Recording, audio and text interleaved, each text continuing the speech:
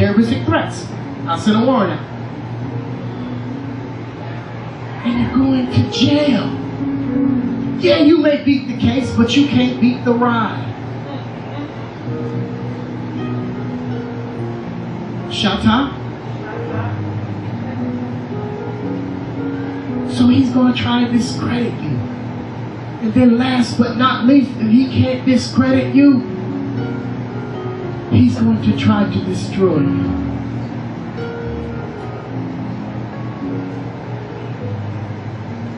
He's going to try to destroy you. Verse number 12 says this. I realized that God had not sent him. This is a false prophet who came and told him that the people were trying to kill him, so he needed to run into the temple. But then he would have left and abandoned his people. So here's a false prophet who comes to him and pretends like they buddies and everything's all good and said, man, oh God. You know how the false prophets can be. The Facebook prophets. The folk who act like they know everything. The woman who wants to comfort you because you're going through some stuff on your marriage but ain't married. Who really wants to comfort you.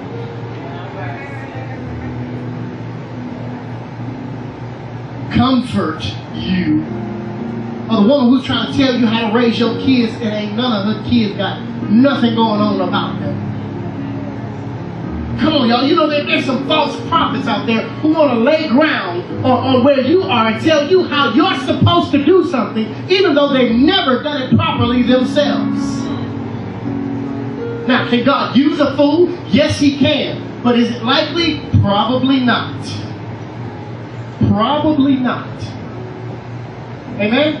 So y'all with me? So these false prophets comes to Nehemiah and says, hey, they plot to kill you. So you need to run into the temple and hide and don't come out. So I'm supposed to miss out on my destiny and just forget about what God has called me to because you, not a member of my crew, not somebody who God has entrusted to speak into my life, has brought me a false report. And here's his response. I realized that God had not sent him, but that he prophesied against me because Tobiah and Sanballat had hired him. He had been hired to intimidate me so that I would commit sin by doing this and then would give me a bad name to discredit me. So he wanted me to push myself to a point where I died not physically but spiritually. If I could just get him off track. If I could just push you to the point where you stop believing that you're doing the right thing. I got you. I got you. But I don't know about you, but for me, the devil is a lie. I say again, the devil is a lie. Because in this day and age, you don't have to put my hand on you.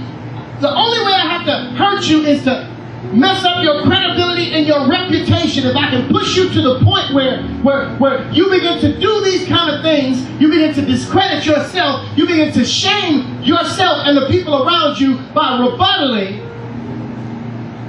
I got you, says the enemy. That's not what he's after. That's not what God is after. But I declare this on today. Again, I say the devil is a lie. Say it with me. The devil is a lie. And not only is he a lie, but I will finish strong. Come on, say it with me. I will finish strong. Y'all not saying it like you mean it. Stand to your feet because I'm done, y'all. Come on, say, I will finish strong. No, say it like you really mean it. Say, I will finish strong. Here's how we do this. It's very complicated, so please pay close attention. Here's how we finish strong. Y'all with me? It's very, very complicated. Let me do it with my bishop. Watch this. Watch this. You see my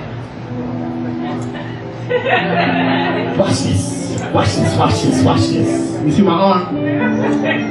Watch this.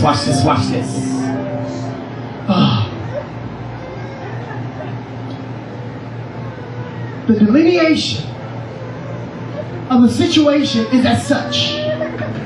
Again, the delineation of the situation is as such. It's very complicated, so please pay attention.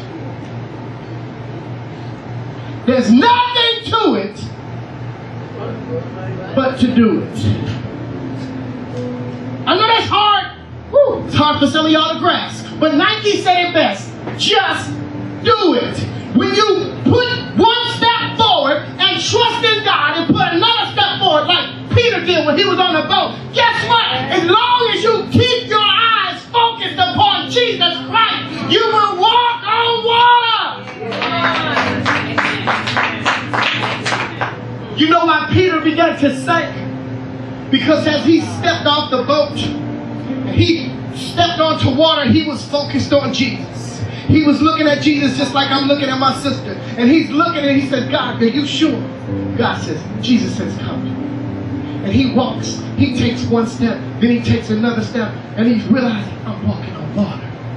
But then he looks at the storm, and he focuses on the problems and the stuff and how if I sink into this water, I'm going to be dead.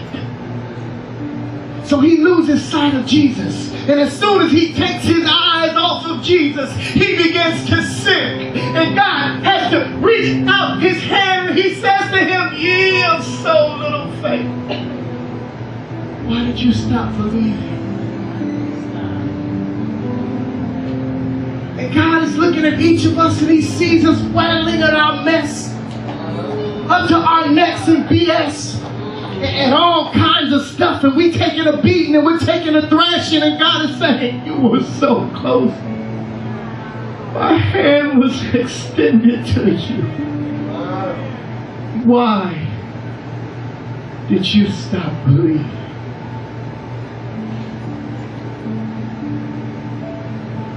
All God requires is us to believe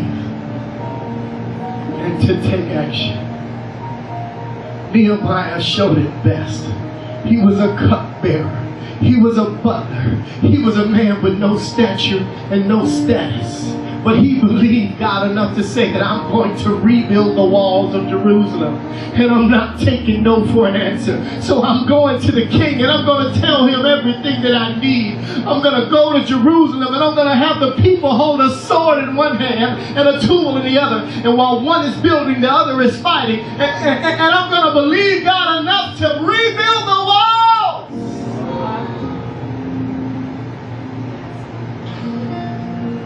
God is after doers. God is after doers. What does it mean to be a doer? It means to be a person who acts rather than merely talking or thinking about it.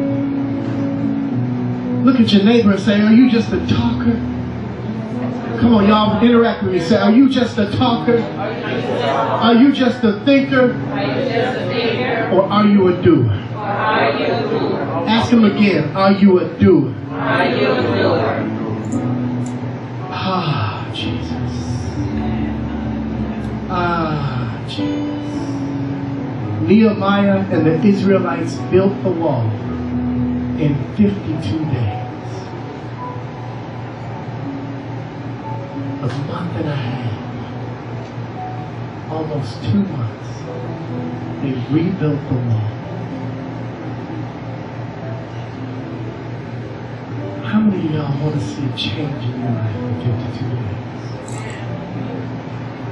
Come on, if that's you, come stand with me and let me pray for you.